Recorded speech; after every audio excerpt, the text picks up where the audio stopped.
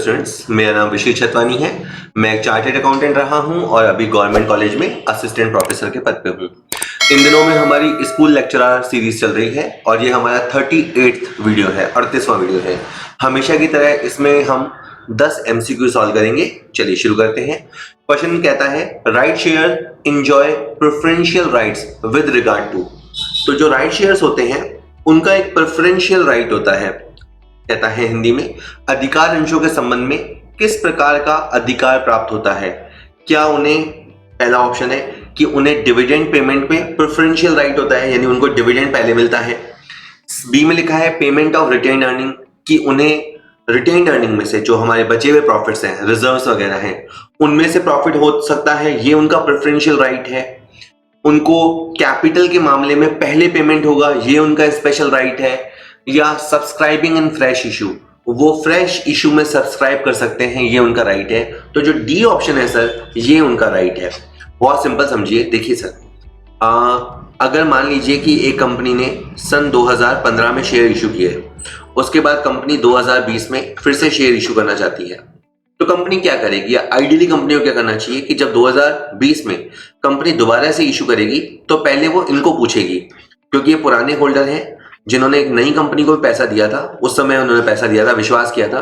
तो कंपनी जब नया इशू निकालेगी तो पहले वो इन्हें पूछेगी कि भाई आप शेयर ले रहे हो क्या, क्योंकि आपको ये हम स्पेशल हक या प्रिविलेज दे रहे हैं कि आप शेयर्स ले रहे हो क्या। अगर आप ले रहे हो तो ठीक है, और नहीं ले रहे हो तो हम ये शेयर किसी और को दे देते हैं, या आप अपना ये राइट भले किसी और को दे दो। तो इनको एक स्पेशल राइट मिलता है कि ये फ्रेश इशू में सब्सक्राइब कर सकते हैं। हाँ, ये सब्सक्राइब नहीं करते तो ये अपना राइट ट्रांसफर कर सकते हैं या कंपनी दूसरों को मौका दे सकती है, लेकिन पहली प्रायोरिटी इनकी है, तो इनका अधिकार इस मामले में है। तो इसको हम हिंदी में अधिकार अंश, राइट शेयर्स, या कहें उर्दू में हक शफा अंश कहते हैं। तो ये कुछ इस तरह के शेयर्स होते हैं। बाकी ये right shares ordinary equity shares ही होते हैं। हाँ, ऐसा हो सकता है कि इनको ये राइट शेयर्स थोड़े सस्ते दाम पे ऑफर कर दिए जाएं, ये भी हो सकता है। ठीक है, चलिए नेक्स्ट क्वेश्चन देखते हैं। The current ratio is 4.5:1 and the liquid ratio is 3:1। The stock is 3 lakh रुपए। What are the current liabilities. तो ये कैलकुलेशन वाले क्वेश्चन है और एकदम से आपका दिमाग चलना चाहिए। अभी मान लीजिए स्क्रीन आप पॉज कर लीजिए, क्वेश्चन को सॉल्व कीजिए। इसका वैसे तरीका ऐसा होता है कि एक तरफ आप करंट रेशियो का फॉर्मूला लिखो, current assets upon current liabilities, और जैसे कि मैं देख रहा हूं दोनों मिसिंग है। और एक तरफ आप लिक्विड रेशियो का फॉर्मूला लिखिए, which is liquid assets upon current liabilities. ठीक है, और ये भी मिसिंग है। केवल आपको एक स्टॉक दे रखा है हिंट के तौर पे। अभी जो आपको करंट रेशियो दे रखा है वो है 4.5/1। ठीक है, और आपका जो लिक्विड रेशियो दे रखा है वो है आपका 3:1। ठीक है, अब आप देखो, ध्यान से बात समझिएगा कि इसके अंदर भी फॉर्मूले में करंट लायबिलिटी आ रहा है और इसके फॉर्मूले में भी करंट लायबिलिटी आ रहा है। तो आप क्या करो, कहीं ना कहीं आप करंट लायबिलिटी को एक्स मान लो।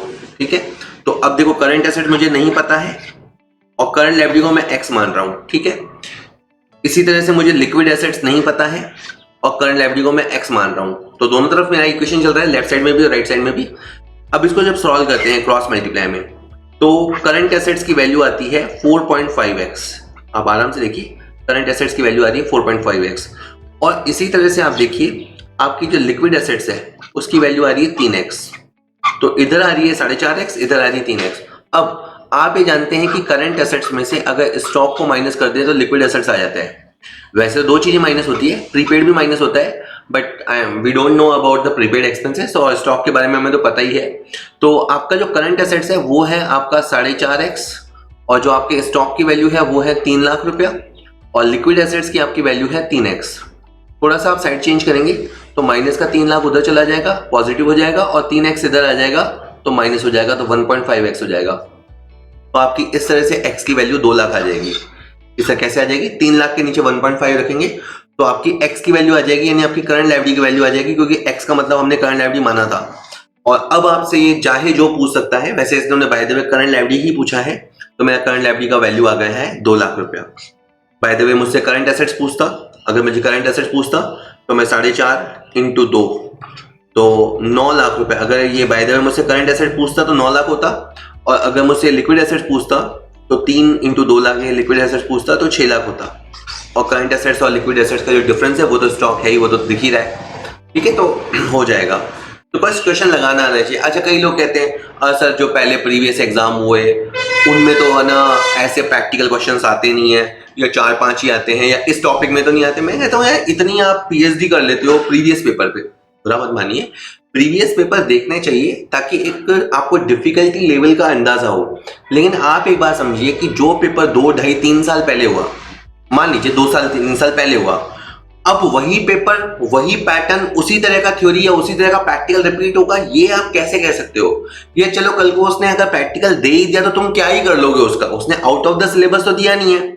मेरा कहने का मतलब है जब आप तैयारी करें तो अपने आप को आलस मत कीजिए, प्रैक्टिकल और थ्योरी हर तरह के क्वेश्चन आप रेडी कीजिए।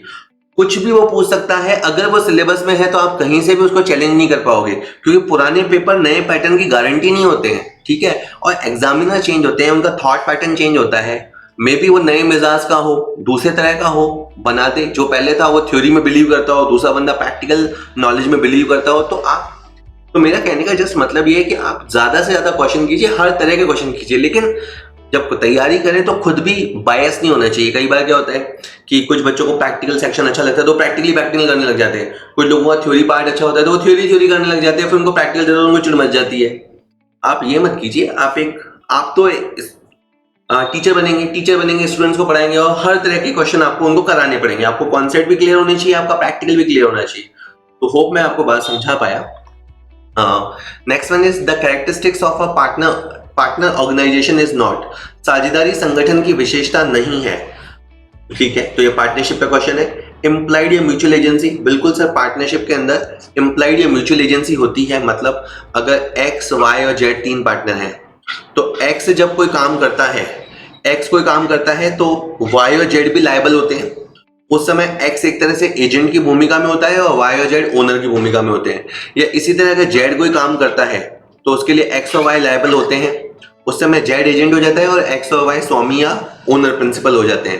तो पार्टनरशिप की सबसे यूनिक या सबसे फंडामेंटल जो कहे कैरेक्टरिस्टिक्स है, जो विशेषता है, वो यही है कि उसमें म्यूचुअल एजेंसी पाई जाती है या एक एजेंसी होती है, इम्प्लाइड माना जाता है। Second, based on the excessive trust और गुड फेथ, बिल्कुल सर, पार्टनरशिप तभी होती है सर जब उनका आपस में बहुत ज्यादा विश्वास हो, बहुत बड़ीज वाला प्यार हो, तभी उनको पार्टनरशिप करनी चाहिए, ठीक है। हम लाइफ पार्टनर भी चुनते हैं तो बहुत सोच समझ के चुनते हैं, और बिजनेस पार्टनर भी बहुत ट्रस्ट वाला होता है तो ही पार्टनरशिप करनी चाहिए, नहीं तो करनी नहीं चाहिए, नहीं तो अकेले ही करो। इसी तरह से restriction on transfer of partnership interest, ये बात भी सही है। मतलब इसका क्या है कि जैसे एक्स वाई जेड है तो एक्स ऐसा नहीं कर सकता है, जैसे मान लो इन तीनों का 1/3 1/3 1/3 का रेशियो है। एक दिन एक्स है ना किसी बी आदमी को लाता है, कहता है कि कल से मैं तुम्हारा पार्टनर नहीं हूं, अब से ना मैंने मेरा शेयर बी को दे दिया है और बी तुम्हारा पार्टनर है। तो ऐसा नहीं कर सकता। एक्स मतलब वाई और जेड की कंसेंट से ऐसा हो जाए कि मैं जा रहा हूं, ये आ रहा है, दैट्स ओके। लेकिन कोई बंदा अपने आप ही ये कह दे कि मैं अपना शेयर इसे बेचता हूं या कल से ये भी पार्टनर होगा, ऐसा नहीं होता है। तो ये जो 1/3 है ना, ये इसका इंटरेस्ट है। तो एक्स या कोई भी बंदा बिना बाकी की कंसेंट के अपना जो पार्टनरशिप इंटरेस्ट है उसे ट्रांसफर नहीं कर सकता। गिरवी रख सकता है, आप कभी थ्योरी पढ़ेंगे तो गिरवी रख सकता है, लेकिन ट्रांसफर नहीं कर सकता। तो ये तीनों बातें बिल्कुल सही है। लिमिटेड लायबिलिटी होती है, बिल्कुल नहीं सर। पार्टनरशिप में और सोल प्रोप्राइटरशिप में लिमिटेड लायबिलिटी नहीं होती, इनफैक्ट अनलिमिटेड लायबिलिटी होती है। अगर मान लीजिए कि एक्स वाई जेड की ये फर्म है जिसकी बात चल रही है, मान लीजिए कि किसी पार्टनर ने कोई ऐसा एक्शन लिया जिस वजह से मान लीजिए कि बहुत मुसीबत फर्म के ऊपर आ गई। मान लीजिए एक्स ने कोई ऐसा काम किया और फर्म के ऊपर मुसीबत आ गई और फर्म को 50 लाख रुपए चुकाने पड़ेंगे। मान लीजिए कि वाई और जेड ने अपना मतलब एक्स वाई जेड ने अपने सारे असेट्स बेच दिए और सारे असेट बेच के मान लीजिए 20 लाख रुपए आए, तो बाकी के 30 लाख रुपए पब्लिक को कौन चुकाएगा? तो बाकी के 30 लाख रुपए के लिए एक्स वाई जेड को पर्सनली कंट्रीब्यूट करना पड़ेगा। इनके घर में जो पैसा है या किसी और बिजनेस में इन्होंने पैसा लगा रखा है तो वहां से लाके भी इनको कंट्रीब्यूट करना पड़ेगा, ठीक है। तो ये बहुत इंपॉर्टेंट है कि पार्टनरशिप में जो पार्टनर्स की लायबिलिटी होती है वो अनलिमिटेड होती है। इसीलिए इसमें बहुत फेथ जरूरी होता है, क्योंकि किसी एक की गलत एक्टिविटी से बाकी के ऊपर मतलब उनका घर बेचने की नौबत तक भी आ सकती है। तो बात है। चलिए next is bills discounted but not yet matured will be shown under which head in the balance sheet of a company. तो आप इसका आंसर करें पहले आप समझ लीजिए कि क्या कहानी है। जैसे मान लीजिए कि हमारा नाम एक्स है और हमारा एक कस्टमर है उसका नाम वाई है, हमें उससे एक बी आर मिला, हमें उससे एक बिल रिसीवेबल मिला और ये बिल रिसीवेबल हमें सितंबर के महीने में मिला, ठीक है, और इसकी जो मैच्योरिटी है वो दिसंबर में होनी है। तो मतलब जैसे मान लीजिए कि हमें 50,000 का बिल वाई से मिला है और इस बिल का जो पैसा है वो 3 महीने बाद समथिंग हमें दिसंबर में मिलेगा। पर मान लीजिए कि हमें पैसे की जरूरत अभी है, तो हम अगर पैसे की जरूरत अभी है तो इस बिल की डिस्काउंटिंग करा सकते हैं। तो अभी तक की कहानी हमें समझ में आ गई कि हम ये पैसा चाहें तो बैंक से उठा सकते हैं। अब इस कहानी में बैंक इन्वॉल्व हो गया, हम बैंक के पास पहुंच गए, उनको बीआर दे दिया और 50,000 की जगह मान लीजिए 49,000 हमने कट कुटा के 49,000 बैंक से ले लिए, ठीक है। बैंक को हमने क्या बोला कि भाई आपको ये पार्टी पैसा दे देगी, आप ये बिल जब वाई के सामने प्रेजेंट करेंगे ही विल पे यू, हमने उसको कह दिया। अब आपको भी पता है कि क्या हो सकता है कि वाई पेमेंट कर दे, प्राइमरी लायबिलिटी तो उसके ऊपर है, पेमेंट कर दे, और अगर वाई ने पेमेंट नहीं किया तो ये पेमेंट एक्स को करना पड़ेगा। तो हमारी जो लायबिलिटी है वो सेकेंडरी है, और सेकेंडरी से भी ज्यादा कहें कि हमारी लायबिलिटी कॉन्टिंजेंट है। मतलब कॉन्टिंजेंसी क्या होती है? कंटिजेंसी का मतलब होता है बेस्ड ऑन कंडीशंस, मतलब हमारी प्राइमरी लायबिलिटी है ही नहीं, इसका पेमेंट वाई को करना है, लेकिन अगर वाई ने नहीं किया तो हमें करना है, तो ये कंटिजेंसी एस्टैब्लिश हो गई। वापस दोहराता हूं, वाई ने नहीं किया तो हमें करना है, तो ऐसी लायबिलिटी जो होती है वो कंटिजेंट लायबिलिटी होती है। हिंदी में बोलते हैं आकस्मिक दायित्व या संयोगिक दायित्व, ठीक है। संयोगिक बहुत जबरदस्त शब्द है, संयोगिक, ये संयोग शब्द से बना है। तो ऐसा संयोग हो सकता है, ऐसी किस्मत हो सकती है कि हमें देना पड़ जाए। ओके, ये एस्टैब्लिश हो गया कि जो मैंने अभी एग्जांपल लिया ये कंटिजेंट लायबिलिटी है। अब कंटिजेंट लायबिलिटी बैलेंस शीट के अंदर नहीं आती है, कंटिजेंट लायबिलिटी बैलेंस शीट के अंदर नहीं आती, बल्कि इसे बैलेंस शीट के नीचे दिखाया जाता है एज अ फुटनोट। तो इसने क्वेश्चन में ये पूछा था कि आप इसे बैलेंस शीट में कहां दिखाएंगे। बी ऑप्शन में लिखा है करंट लायबिलिटी, सी ऑप्शन में लिखा है करंट एसेट्स, ए में लिखा है अनअमोर्टाइज्ड एक्सपेंडिचर। तो ऐसा कुछ नहीं है, इसका आंसर डी है ना। और ये क्वेश्चन में थोड़ा टेक्निकल एरर है, ये बोलता है कि आप बैलेंस शीट के किस हेड में दिखाएंगे। तो ये बैलेंस शीट के इनर हेड में तो नहीं आएगा, हाँ बैलेंस शीट के बाहर हम इसे कंटिजेंट लायबिलिटी हेडिंग होता है, बैलेंस शीट के बाहर भी हेडिंग होता है, उस पूरे हेड का नाम है कंटिजेंट लायबिलिटी एंड कमिटमेंट, इस नाम से हेडिंग होता है, वहां पे अपन इसको दिखाएंगे, ठीक है। चलिए नेक्स्ट इज कहता है कि when the demand curve is parallel to the perpendicular axis it appears from unit elasticity of demand, perfectly elastic demand, perfect inelastic demand और zero elasticity of demand, relatively elastic demand। well, तो ये आपके demand और demand curve वाले topic में है। अपन एक बहुत सिंपल बात समझो, पेट्रोल का एग्जांपल लेते हैं, ठीक है। ये अपना O, ये Y, ये X, ठीक है। अब मान लीजिए कि पेट्रोल जब 80 रुपए था, पेट्रोल का भाव जब 80 रुपए था, तो मेरी क्वांटिटी डिमांडेड थी 5 लीटर। अब पेट्रोल का भाव 100 रुपए हो गया, है ना। और कोई वस्तु होती ना, और कोई चीज होती महंगी हो जाती ना, तो मैं उसको कंज्यूम करना बंद कर देता, जो कि डिमांड का लॉ ऑफ डिमांड का नॉर्मल नियम होता है कि जैसे किसी का प्राइस बढ़ जाता है तो डिमांड क्वांटिटी जो होती है, क्वांटिटी डिमांडेड, वो कम हो जाती है, जनरली ऐसा होता है। लेकिन अब पेट्रोल इतनी जरूरी चीज है, मैं गाड़ी कैसे चलाऊंगा, तो भाव अगर 100 रुपया हो गया तो भी मुझे लेना है। अब आप देखो क्या हो रहा है, डॉट कैसे क्रिएट हो रहे हैं। जब 80 का भाव था तो भी मैं 5 लीटर कंज्यूम करता था, और जब 100 का भाव था तो भी मैं 5 लीटर कंज्यूम करता हूं। और अगर कल को भाव 120 हो गया, जैसा कि गवर्नमेंट की हरकतें हैं, 120 रुपया भाव हो गया, तो भी मेरे को 5 लीटर महीने का भरवाना ही है, कंज्यूम करना है। अब देखो जो मेरी लाइन ड्रॉ हो रही है वो इस तरह की लाइन ड्रॉ हो रही है, ठीक है। ये मेरा डिमांड कर्व है ना, ये मेरा डिमांड कर्व है, और ये क्या है, ये इसके समानांतर है, ठीक है। या तो मैं इसको OY एक्सिस बोल दूं, या तो इसको परपेंडिकुलर लाइन बोल दो, परपेंडिकुलर लाइन या OY वाली लाइन इसके पैरेलल चल रहा है। क्वेश्चन यही था कि जब आपका डिमांड कर्व, क्वेश्चन में देखो ये है मेरा डिमांड कर्व, ये वाला जो आपका डिमांड कर्व होता है वो इस वाले एक्सिस के, OY एक्सिस या परपेंडिकुलर एक्सिस के पैरेलल चलता है। तो ये क्या बताता है, ये बताता है जीरो इलास्टिसिटी, ठीक है, बेलोचदार मांग। मतलब हम इधर उधर हो ही नहीं पा रहे, जब हम इधर उधर हो पाते हैं ना कि जैसे प्राइस बढ़ गया और हम अपनी क्वांटिटी को कम कर लेते हैं, तो उसमें मतलब इलास्टिसिटी है, लोच है, पर हमारी तो लोच ही खत्म हो गई। हमारे को तो जो है जो चलना ही चलना है, तो बेलोचदार मांग इसी को बोलते हैं, या इसे शून्य मांग की लोच भी कहते हैं। तो इसका आंसर सी रहेगा। मैं आपको एक ग्राफिक के जरिए दिखा देता हूं। जैसे आप देखिए, इसमें क्या हो रहा है कि पहले कोई वस्तु $4 पे थी, है ना, आप देखिए लेफ्ट साइड में $4 पे थी, ये यहाँ पे, और $4 से वो $5 पे पहुंच गई। ठीक है, तो कायदे से डिमांड को गिर जाना चाहिए था, लेकिन डिमांड अभी भी 100 पे बनी हुई है। तो ये जो लाइन है वो इस वाली लाइन के पैरेलल चलती जा रही है। तो ये जो है ना, ये इसको बोलते हैं परफेक्टली इन इलास्टिक डिमांड, या इलास्टिसिटी इक्वल्स 0, बेलोचदार मांग या शून्य मांग लोच। ठीक है, चलिए। तो अगर आप एक सिंसियर स्टूडेंट हैं और जो स्कूल लेक्चरर या किसी अकाउंटेंट एग्जाम के लिए सीरियसली तैयार कर रहे हैं, तो मैं आपको बताना चाहूंगा कि ये जो 10 क्वेश्चन मैंने लिए हैं, ये 10 क्वेश्चन मैंने इस सैंपल पेपर से ड्रॉ किए हैं। ठीक है, जो सैंपल पेपर 38 है, ये आपकी स्क्रीन पे आ रहा है। ठीक है, अब आप देखिए कि इसके अंदर क्या है। इसके अंदर बेसिकली 150 एमसीक्यू है। उस बीच में बता दूं, ये मेरा व्हाट्सएप नंबर है। अगर आपको कभी भी कोई डाउट, क्वेरी, सजेशन लगे तो आप मुझे बिल्कुल व्हाट्सएप कर सकते हैं और मैं रिप्लाई करूंगा उसका। तो जब आप इन सैंपल पेपर्स को ले लेंगे तो आपको इस तरह के क्वेश्चन देखने को मिलेंगे, यानी हिंदी और इंग्लिश दोनों में क्वेश्चन है, और 4-5 क्वेश्चन के बाद इनका सॉल्यूशन आ जाएगा। और इस तरह हमने बहुत सारे सैंपल पेपर डिजाइन किए। मैं आपको एक बार इसकी झलक दिखा देता हूँ। इसके अंदर टोटल एक सैंपल पेपर में 150 क्वेश्चन है, और आखिरी के जो 30 क्वेश्चन है वो हमारे एजुकेशन साइकोलॉजी के से रिलेटेड है। तो वो क्वेश्चंस भी हमने कवर किए हैं।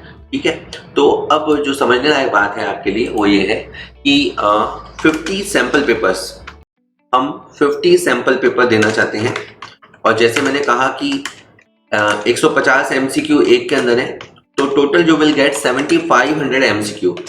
और ये सब आपको कितने में मिलेगा? ये सब मात्र आपको 249 रुपीज। जी हाँ, एक बार के लिए विश्वास नहीं होता कि 249 में इतना दोगेगा, बट ये वाकई में है कि 249 रुपीज के बिल्कुल नॉमिनल से प्राइस पे अवेलेबल है। तो अगर आप एक सिंसियर स्टूडेंट है तो आपको मिस नहीं करने चाहिए। खैर, आपको इसके लिए करना क्या पड़ेगा? 2 काम है। पहले आपको इसमें कॉमर्स पॉइंट, हमारा जो ऐप है कॉमर्स पॉइंट ऐप, वो आपको डाउनलोड करना पड़ेगा प्ले स्टोर से। दैट इज ऑब्वियस सी बात है, बिल्कुल फ्री है। ये उसका लोगो है, आप उसमें देखेंगे तो आपको सेम नाम होगा तो भी आप लोगो से पहचान जाएंगे। ठीक है, तो कॉमर्स पॉइंट आप डाउनलोड कर लीजिएगा। जैसे ही आप ये डाउनलोड कर लेते हैं तो बहुत सारा फ्री कंटेंट आपको वहां मिल जाएगा। और एक बार अगर आपका फ्री कंटेंट पे ट्रस्ट डेवलप हो जाए और आपको और एक्स्ट्रा पढ़ाई करने की जरूरत हो, तो फिर आप वहां पे जाके स्टोर में जाके ये सैंपल पेपर आप आराम से परचेज कर सकते हैं। ठीक है सर, चलिए अभी अपन और क्वेश्चन कर लेते हैं। ठीक है, thank you. Next, match the items given under A with the suitable statement under B. Well, column 1 में लिखा है involves cultivating fruits, vegetable etcetera. फल, सब्जियों आदि की खेती करना शामिल है। इसे आप रोजगार वाले चैप्टर से रिलेटेड मान सकते हैं, या आपका जो ग्रामीण विकास, रूरल डेवलपमेंट वाला टॉपिक है वहां से भी रिलेटेड मान सकते हैं। तो जो फल सब्जियों की खेती है वो किस में आती है? इंफॉर्मेशन टेक्नोलॉजी में, एनिमल हस्बेंड्री में, हॉर्टिकल्चर, डेयरिंग या फिशरीज। तो ये आपका आता है हॉर्टिकल्चर में। ये जो ठीक है, बहुत बढ़िया काम है कि फल सब्जी उगाओ मस्ती से, घर के लिए बढ़िया खाओ, बेचो और आराम से 3 घंटे में बेच के फ्री, पैसे ही पैसे। ऑपरेशन फ्लड और व्हाइट रिवॉल्यूशन, जो ऑपरेशन फ्लड कहा जाता है या श्वेत क्रांति, तो श्वेत क्रांति का संबंध दूध से है। ठीक है, दूध से यानी डेयरी उद्योग से संबंध है, तो इसका संबंध कहीं ना कहीं डेयरी से है। Involve use of computer to retrieve and transmit information. जानकारी प्राप्त करने के लिए या जानकारी को कहीं पहुंचाने के लिए जब हम कंप्यूटर का प्रयोग करते हैं, इंटरनेट का प्रयोग करते हैं, तो वो क्या है? वो आईटी सेक्टर का ये बूम है जी, इंफॉर्मेशन टेक्नोलॉजी। ठीक है, इवन मैं ये रिकॉर्ड कर रहा हूँ वीडियो अपने घर पे बैठ के, आप इसे देख रहे हैं अपने घर पे, तो मैंने सूचना जनरेट की, आप तक ट्रांसमिट की, और कहीं ना कहीं इसमें पूरी तरह से इंफॉर्मेशन टेक्नोलॉजी का ही यूज है।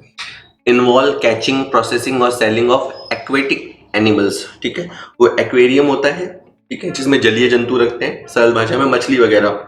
तो जब जलीय जंतु, जल में रहने वाले जंतुओं को पकड़ा जाता है, उनकी प्रोसेसिंग की जाती है, उनको सेल आउट किया जाता है, तो वो क्या है? वो फिशरीज, मछली पालन में आता है ये। ठीक है, सी फूड वाला जो होता है, तो जो समुद्रों के यहाँ पे आसपास में सोसाइटीज होती हैं वो सी फूड पे ही डिपेंड करती हैं अपने खाने के लिए और अपनी इनकम के लिए। Involves breeding, rearing and caring for farm animals. तो जो कृषि में काम आने वाले पशु होते हैं, गाय भैंस, उनका प्रजनन, उनका पालन, उनका देखभाल, ये एनिमल हस्बेंड्री यानी पशुपालन में आता है। तो ठीक है जी, मैच हो गया है। अगर आप इसको समझें तो सबसे पहले अपन ने जो फर्स्ट था इस तरह से फल सब्जियों को, वो हॉर्टिकल्चर से मैच किया, पहला सी से हुआ था। ऑपरेशन फ्लड जो है वो अपन का डेयरी से मैच हुआ था, तो ज़्यादा नहीं, पहले का सी दूसरा डी। तो पहला सी मिल जाए दूसरा डी मिल जाए, तो पहला इसमें सी है दूसरा इसमें डी है, तो ऐसा तो इसमें बहुत सारों में है, तो आगे और करना पड़ेगा। तो तीसरा है कंप्यूटर, वो तीसरे का ए से मिलान हुआ, तो ये अब ये दोनों रेस में बने हुए हैं, बी और डी, अभी और करना पड़ेगा, तभी तो थोड़े में ही काम हो जाता है। चौथा जलीय जंतुओं वाला, उसमें आपका फिशरीज आएगा, तो चौथे में ई आएगा, तो चौथे में ई आ गया, तो बस ये वाला सही है आपका, बी आंसर आएगा इसका। बस ठीक है, चलिए नेक्स्ट देखते हैं। Bunty makes an agreement to sell his house to Bubbly, but both of them did not know that the house had already been destroyed by burning this agreement। कहता है बंटी अपना मकान बबली को बेचने का ठहराव करता है। तो ये अनुबंध अधिनियम वाला क्वेश्चन है, जहाँ पे दो व्यक्ति ठहराव कर रहे हैं, अग्रीमेंट कर रहे हैं, किंतु दोनों को ही इस बात की जानकारी नहीं है कि मकान तो पहले से ही जलकर नष्ट हो चुका है। तो मतलब वो बाय मिस्टेक अग्रीमेंट कर रहे हैं, वो ऐसी चीज पे अग्रीमेंट कर रहे हैं। जो बंटी है वो बबली से अग्रीमेंट कर रहा है एक ऐसी चीज पे जो वस्तु ही नष्ट हो चुकी है, ठीक है, मतलब कंसीडरेशन बाद में दिया ही नहीं जा सकता। तो ये जो गलती होती है, इसे हिंदी में बोलते हैं विषय वस्तु संबंधी गलती, ठीक है। तो अब ये कहता है कि ये अग्रीमेंट वॉइड है, ये तो बात सही है। At the will of the agreed party, नहीं, इसमें कोई पीड़ित पक्षकार वाली बात नहीं है। अग्रीड पार्टी, पीड़ित पक्षकार वाले, वो वॉइडेबल अग्रीमेंट की लैंग्वेज में होता है। Void on account of misrepresentation, इसमें कोई मिसरिप्रेजेंटेशन भी नहीं होता है ना, ऐसा कुछ नहीं है। It is void because of the mistake of the existence of the subject matter, बिल्कुल सही है। ये इसका सही रीजन ये है कि ये एग्रीमेंट ये जो कर रहे हैं उसका कोई मतलब नहीं है, उसको टेक्निकली बोलते हैं वॉइड। वॉइड मतलब बेकार है, फ्रॉम द वेरी बिगिनिंग, जिसका कोई मतलब नहीं है। क्यों है ये बेकार है? क्योंकि जिस चीज जो सब्जेक्ट मैटर है वो सब्जेक्ट मैटर एग्जिस्ट ही नहीं करता, उस विषय वस्तु का अस्तित्व ही नहीं है, तो इस अग्रीमेंट का कोई मतलब ही नहीं है, तो इसका सी आंसर सही आएगा, ठीक है। बाकी ये कहना कि इसमें कंसेंट नहीं है, तो कंसेंट तो दोनों दे ही रहे हैं आपस में, तो सी आंसर हो जाएगा। नेक्स्ट है which of the following transaction will be written in the purchase book. एक तो आप जब क्वेश्चन पढ़े तो ध्यान से पढ़ा था, तो कभी कभी तो परचेज बुक बोलेगा, कभी कभी परचेज अकाउंट बोलेगा, तो एक ही क्वेश्चन जो सेम होता है, मैं अभी इसका दोनों को बताऊंगा। जैसे आप देखो 5,000 का माल आपने विकास से खरीदा, तो बिल्कुल हम इसे उधार मानते हैं, तो ये परचेज बुक में जाएगा। 4,000 की मशीनरी आपने राजस्थान डीजल वाले से खरीदी, चूंकि आपने मशीन खरीदी, तो ये आपका परचेज बुक में नहीं जाएगा, क्योंकि परचेज बुक में वो जाता है, इसमें दो कंडीशन होती है परचेज बुक में, एक तो जो चीज खरीदी हो वो गुड्स हो, और दूसरी वो चीज है कि वो क्रेडिट पे हो। ये दोनों शर्तें साइमल्टेनियसली, मतलब एक साथ पूरी होनी चाहिए कि माल खरीदा गया हो, उधारी पे खरीदा गया हो। तो सेकंड में आपका जो खरीदा है वो वस्तु का नाम मशीन है, तो ये नहीं चलेगा। थर्ड में आपने 8,000 का माल खरीदा है, लेकिन पर्सनल यूज के लिए खरीदा है, आपने पर्सनल यूज के लिए खरीदा है, तो ये भी परचेज बुक के लिए क्वालिफाई नहीं करेगा। और लास्ट में आपने 3,000 का गुड्स खरीदा है, लेकिन कैश में खरीदा है, तो ये भी परचेज बुक में क्वालिफाई नहीं करेगा। तो इसमें सिंगल ट्रांजैक्शन ए वाला है जो परचेज बुक में क्वालिफाई करेगा। लेकिन बाय द वे अगर क्वेश्चन थोड़ा सा चेंज करता और ये परचेज बुक की जगह परचेज अकाउंट बोलता, तो परचेज अकाउंट के अंदर क्रेडिट ट्रांजैक्शन भी जाते हैं और कैश ट्रांजैक्शन भी जाते हैं, तो फिर उसमें ए भी जाता और डी भी जाता। तो बाय द वे अगर ये परचेज मतलब समझ गए आप लोग का, फिर भी अगर परचेज अकाउंट लिखा होता तो फिर उसमें ए और डी दोनों तरह के ट्रांजैक्शन क्वालिफाई करते, ठीक है। नेक्स्ट है out of the following dash dash is a capital loss. Redemption of debenture at 10% below the face value. अगर हम डिवेंचर का रिडम्पशन करते हैं और वो भी फेस वैल्यू से कम पे करते हैं तो आपको फायदा हो जाएगा, क्योंकि अगर मान लीजिए 100 रुपए का डिवेंचर है और हमने उसका रिडम्पशन 90 भी किया, यानी हमने जब उनको रिटर्न किया पैसा तो 90 रुपए रिटर्न किया, तो आपको 10 रुपए का फायदा हो जाएगा। तो ये तो आप मामला आपका कैपिटल गेन का बनेगा। तो पहला वाला मामला कैपिटल लॉस का नहीं है। अगर हमने डिवेंचर्स का पार वैल्यू पर रिडम्पशन किया, पार वैल्यू का मतलब होता है 100 रुपए लिए थे, 100 रुपए का डिवेंचर था, उनको 100 रुपए रिटर्न किए, तो पूरे ही पैसे रिटर्न किए, तो उसमें तो कोई प्रॉफिट या लॉस हुआ नहीं। थर्ड केस में आपने इनकम टैक्स काटा, तो ये आपकी लायबिलिटी है, ये कोई लॉस नहीं है। और चौथे में आपने डिवेंचर इशू करते समय अंडरराइटिंग कमीशन दिया अंडरराइटर्स को, ये कैपिटल लॉस है। कि सर मतलब मतलब जब हम डिवेंचर इशू कर रहे थे, मान लीजिए हम 50 लाख रुपए पब्लिक से लेना चाहते हैं इसको, और इसके लिए डिवेंचर इशू करना चाहते हैं।